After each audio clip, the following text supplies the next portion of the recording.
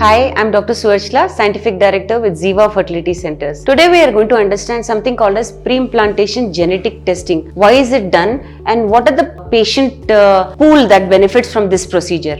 Preimplantation genetic testing is done on embryos to test whether they are chromosomally normal.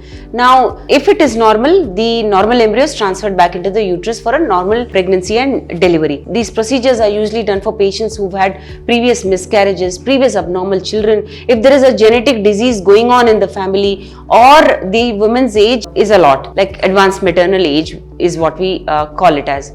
So anything above 35 to 40, 42, we advise patients to get a PGD testing done, especially if they've had previous miscarriages or abnormal childbirths. So preimplantation genetic testing is usually clubbed with IVF. That's the biggest criteria. So in IVF, we get the eggs out from the woman, we take the sperms from the husband, make the embryos in the laboratory, and on the embryo, this biopsy is performed where a small bit is transferred to a genetic lab for testing. It's a very simple procedure. This is what an embryo looks like on day 5. We culture it for 5 days in the laboratory. This is how it looks, and a very small part is taken out of this embryo. It is biopsied and sent for testing. It's much like any other biopsy that is performed. It could be your mouth, it could be your uterus. So many biopsies are done all over. So it's much similar to that. The benefit of PGT is that a woman need not have an abnormal child in her uterus and give birth to an abnormal child. Here we get to know whether the embryo is abnormal beforehand itself, and we transfer a normal embryo into the uterus. It's a very simple procedure.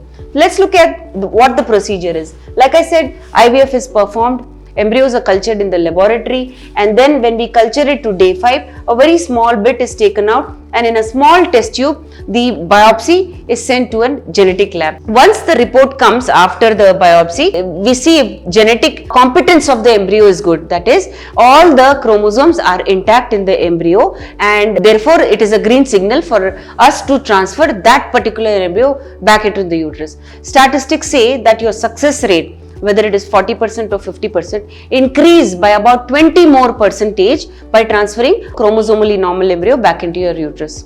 This is what is called as preimplantation genetic testing. Now, this is screened for all chromosomes. This is basically to see if there are any chromosomes missing or there are additional chromosomes present. There is another important factor. Chromosomes also contribute to genetic disorders. At that instance, we do something called as preimplantation genetic diagnosis of that particular disorder. I'll give you an example. Suppose you have sickle cell anemia or Huntington's disorder. This is a particular disorder that can also be looked at in an embryo. If there are genetic disorders running in the family, those disorders can be looked for in the embryo, and only normal embryos which do not carry those diseases can be transferred back into the uterus. So PGT, preimplantation genetic testing or diagnosis for a particular disorder, is a very useful tool for specific patients that will benefit and have a live healthy birth. If you want to understand more about this, please feel free to contact us. Thank you. A lot of effort has gone into making this video. Please like and subscribe us. Thank you.